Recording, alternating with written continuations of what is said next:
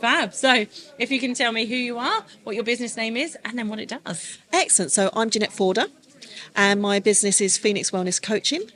And what we do is we support women and employers to thrive together through menopause. So I left a really good, secure, albeit boring corporate job because I wasn't getting the support when I went through perimenopause and menopause. And when I decided to set up my company, I thought there's more women than just me that is struggling. So I don't want other people to have to struggle the way I did. Love that. Absolutely amazing. And I think like menopause seems to now be spoken about a lot more, but it was one of those taboo, like we don't talk about this, it's a no-go. But actually, like, I want to know what I'm in for. Like, I watch my mum and I think, oh God, what's happening? It is a difficult one. We don't talk about it because, let's be honest, as women, we don't talk about our feminine bits. Nice. And we don't want other people to talk about what goes on down there. But actually we have to because it's part of who we are.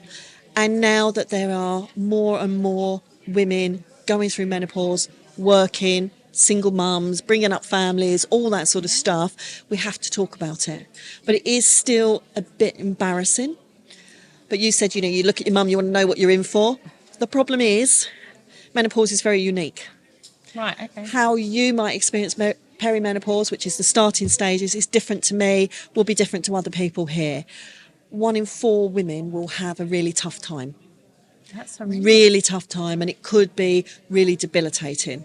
It can take them out of the workforce, can create all sorts of problems in relationships, and they struggle to get the right support. But that's 1 in 4, which means that 3 out of 4 have quite a nice time. I mean, as nice as menopause can be. Yeah, exactly. When I work with my colleague and she goes through all the symptoms, I have to turn around and say, it's a joy being a woman. You see all this list of things that can go wrong. But I had quite a long perimenopause. It took me probably around about 8 years until I got a GP that said, oh, you're 55. Do you think it could be? No way. And up until then, it had never come into the conversation. Been treated for anxiety, depression, migraines, weight gain, aching legs, could be this, could be that. Not once did they say, oh, I wonder if. And is that because stereotypically we stick an age on when it's going to start? Yes. And don't think, actually, you could be an early bloomer, as it were. Yes, yeah. We talk, medical profession, fantastic. GP's very, very busy. We know that. So if you can get in to see a GP, whoop-de-doo. Well done you. Yeah. But they don't all do the right training. Training for menopause is optional. Okay. So it's a real problem. So they don't know everything. We talk about averages. Yeah. And if the average age is 51 for menopause, which is when your periods have stopped for 12 months or more, there'll be women longer or earlier. Yeah. And I'm seeing more and more women coming to me in their late 30s, early 40s, so pre-45 years, coming into perimenopause. And their GPs are saying, oh, good heavens, you're far too young. Yeah. But again, you have to look right back to the beginning. So when did you start your fertile? When did you start your periods? If you started them at 9, you're going to be having menopause earlier. Right. So I was going to ask, is that an automatic thing? Oh, get ready, Ben. I'm going to be an early bloomer, I'm afraid, darling. Get ready now. It could be the best time of your life if he does a course and understands about it. There you go. Guess who I'm sending your way. But this is the thing, isn't it? And again, we are, I say, taught in school about our bodies and but again, even that needs to be more detailed. But we don't talk about the aftermath. No, I know. You're like, I know. What? Like, there's a reason Mum's so stressy. It's because she's like this. And yeah, I heard a horrible, high statistic about most breakups in marriages because of the woman is actually because of, it's nothing to do with wanting to break up, it's the menopause side of things. 50% of all divorces happen when the woman is aged 45 to 55. Wow. Same as the suicide rate for women is much higher between those ages, because we don't get taught about it. So, I'm going to be a bit political here. Absolutely. Go back to school. They teach you about puberty because they want to cut down on teenage pregnancies. Yeah. That's why they do it, as a public health issue.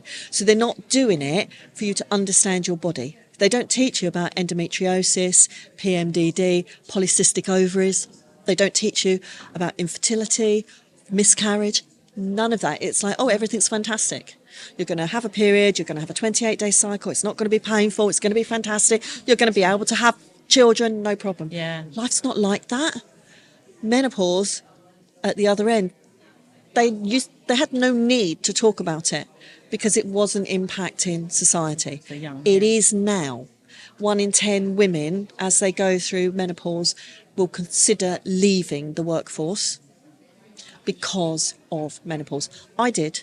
Yeah. At 57, I'd been through it, but had struggled to get support from my GP, from my office. And I just got to that stage and went, this isn't working for me. And I walked away.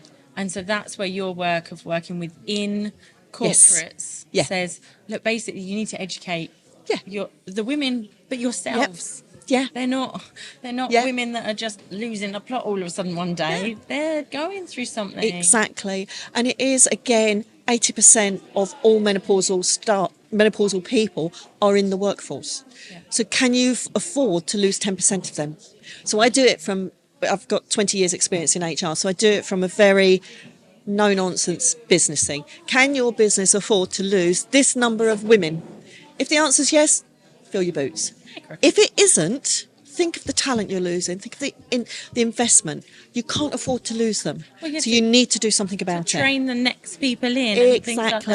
that. Like, Exactly. It's just not Yeah. happening. Yeah. Oh my goodness. I feel like I could talk about this for Yeah, hours. I can. As you can tell. Yeah, it's amazing, and thank you so much. Well, I'm going to ask you again, introduce yourself, business name, and how people can find out about you. Absolutely. So I'm Jeanette Forder, and I am the owner and founder of Phoenix Wellness Coaching, and I help women and their partners and organisations to thrive together through menopause. You can get me up all over the social media. So particularly, I always say to people, look up my Instagram because I'm known as your menopause shrink, which I stole from a friend of mine. But again, I have a website, all the W's, phoenixwellness.co.uk, and you can email me, jeanette@phoenixwellness.co.uk. Fab. And obviously, Jeanette, we are going to give this to you. We're going to upload it onto our YouTube, so it's just your clip. Love and we'll put it. all her socials so you can go and find her. Send your men on the training. But Yes. go on it as well. Like, we need to know our own bodies Yeah. just as much as they need to know it. Yeah. And he is, like I point at Ben, is a massive women's advocate. Like Fantastic. He burns more bras than I do, cheering for us. You don't even I get think there's him an on ulterior motive there. Yeah, maybe. I'm not sure he's supporting feminism there. He's trying to support something. But yeah, don't get Love him on the discussion of paying for tampons and Oh. women's. Oh gosh, Love it. that rabbit Love hole it. will take you right down. So Love it when a Jeanette, guy is supporting the feminist. He's a legend. Yeah. So, but yeah, Jeanette, thank you so much. Can I have a cuddle? I love. Yes, a of cuddle. course. Oh, so much love. meet you. And you. Thank you.